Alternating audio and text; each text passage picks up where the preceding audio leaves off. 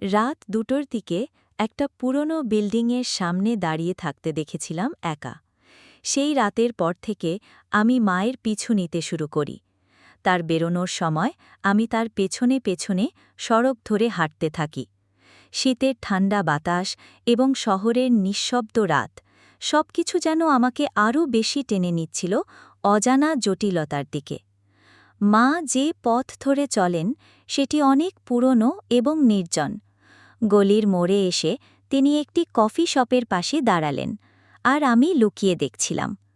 হঠাৎ মায়ের মুখে অদ্ভুত এক উদ্বেগ ফুটে উঠল। আমি লক্ষ্য করলাম তার পেছনে একটি কালো রঙের গাড়ি ধীরে ধীরে এগিয়ে আসছে। মায়ের হাতের মোবাইল ফোনটা বারবার বাজছিল, কিন্তু তিনি ফোনটা ধরছিলেন না। আমি ছায়ার আড়াল থেকে সব দেখছিলাম। সেই মুহূর্তে মনে হল মাকে কিছু বলতে যাব, কিন্তু গাড়ির ভিতর থেকে একজন অপরিচিত লোক নেমে এলো। লোকটি মায়ের দিকে এগিয়ে গেল এবং তারা কি যেন কথা বলতে লাগল। আমি কিছুই শুনতে পাচ্ছিলাম না, কিন্তু তার ভঙ্গিমা দেখে মনে হচ্ছিল কথাগুলো খুব জরুরি এবং তীব্র। মা অস্থির চোখে এদিক ওদিক তাকাচ্ছিলেন। লোকটি হাত বাড়িয়ে মায়ের হাত ধরে কিছু একটা দেওয়ার চেষ্টা করল, আর মা যেন একটু দ্বিধায় পড়ে গেলেন। এই দৃশ্য দেখে আমার ভেতর অস্থির বাড়তে থাকল, কিন্তু ঠিক তখনই মা হঠাৎ পেছন ফিরে চলে গেলেন। আমি তার পিছু নিলাম। এবার তিনি আরও দ্রুত হাঁটতে লাগলেন, যেন কিছু থেকে পালানোর চেষ্টা করছেন। মা পুরনো একটি ভবনের দিকে চলে গেলেন, যা পরিত্যক্ত এবং অন্ধকারাচ্ছন্ন। ভেতরে প্রবেশের পর আমি বুঝতে পারলাম এখানে তার কাজের আসল রহস্য লুকানো আছে। চারপাশে ছায়া ছায়া অবস্থা, কিন্তু মায়ের প্রতিটি পদক্ষেপে কিছু একটা খুঁজে পাওয়ার ইঙ্গিত। তিনি কিছু একটা খুঁজছিলেন। আমি দূরে দাঁড়িয়েছিলাম, ভয় আর সন্দেহে মনটা কাঁপছিল। মা একসময় একটি টেবিলের উপর রাখা একটা ছোট ব্যাগ থেকে কিছু কাগজপত্র বের করলেন। সেই সময় আমার চোখে পড়ল একটা লোক আড়াল থেকে মায়ের দিকে এগিয়ে আসছে। লোকটি ধীরে ধীরে সামনে আসতে লাগল, আর মা যেন সেটা আগেই বুঝতে পারলেন। তার হাতটা ধরা, কিন্তু মায়ের মুখে এমন এক অদ্ভুত শান্তি যা আমার মধ্যে ভয়ের সৃষ্টি করল। "তুমি এখানে কেন?" লোকটির কণ্ঠস্বর নিচু, এবং তার চোখে স্পষ্টভাবে বললেন, "আমি এখানে কোনো কারণেই আসেনি। আমি শুধু যা খুঁজছি তা পেয়ে চলে যাব।" লোকটি হেসে উঠল। "তুমি জানো না তুমি কত বড় বিপদে পড়তে যাচ্ছ।" এবার আমার মনে হল ঠিক হচ্ছে না। আমি সামনে এসে মাকে বাঁচানোর চেষ্টা করব, এমন সময় মা লোকটির সামনে এগিয়ে গেলেন।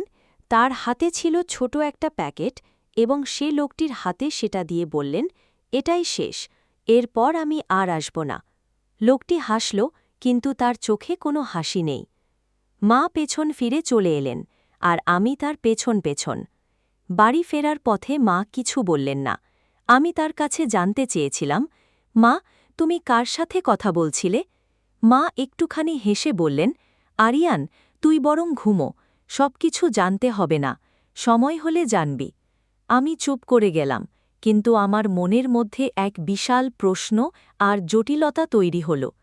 মা কি এমন করছেন যা তাকে এসব পরিত্যক্ত জায়গায় আনতে বাধ্য করে? তার জীবনে এমন কি লুকানো রহস্য আছে যা আমি এখনও জানি না? সেই রাতে আমি ঘুমাতে পারিনি। মায়ের রুমের দিকে তাকিয়েছিলাম, কিন্তু তিনি ঘুমাচ্ছিলেন না।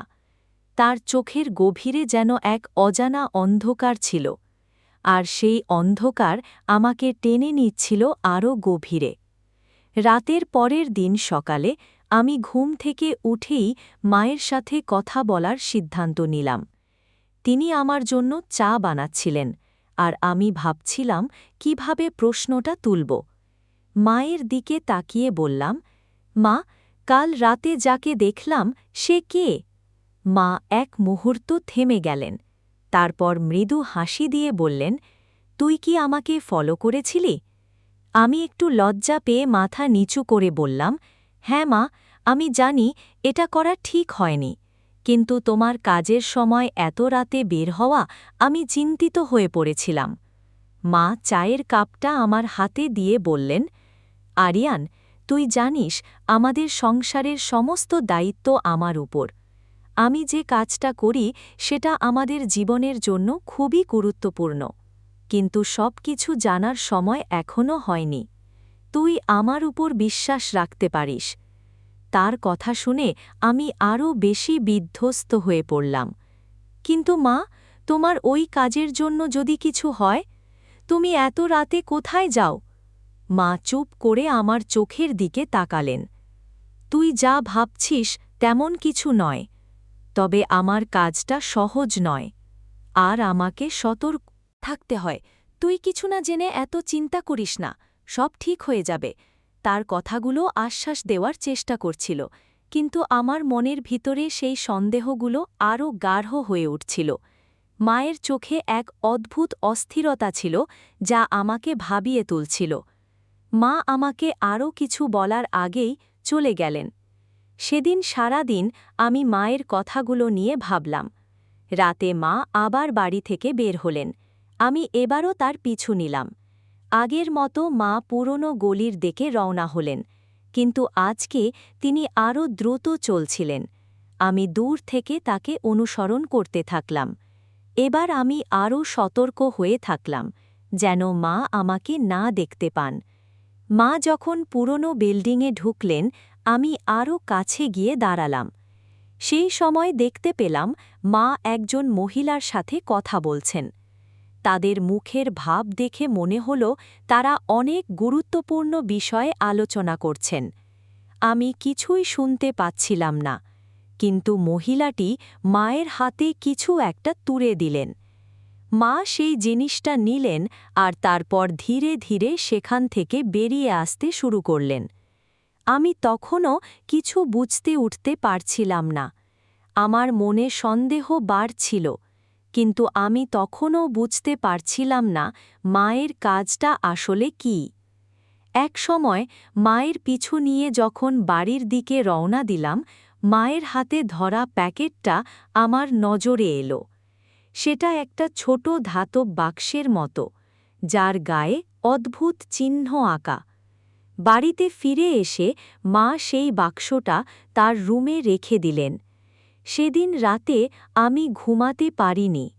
মায়ের রুমের বাইরে দাঁড়িয়ে শুনতে পেলাম তিনি কারো সাথে কথা বলছেন। তার কণ্ঠস্বরে উদ্বেগ ছিল। তিনি বলছিলেন, আমি আর বেশি দিন লুকিয়ে রাখতে পারব না। আরিয়ানের সন্দেহ বাড়ছে। আমাদের কিছু একটা করতে হবে। আমার শরীর দিয়ে বিয়ে ঠান্ডা স্রোত বইতে লাগল। মা আমার সম্পর্কে কি বলছেন? আমি তার উপর নজর রাখছি, সেটা তিনি জানেন, কিন্তু কি এমন লুকাচ্ছেন তিনি যা আমাকে বলার সাহস পাচ্ছেন না? পরের দিন সকালে আমি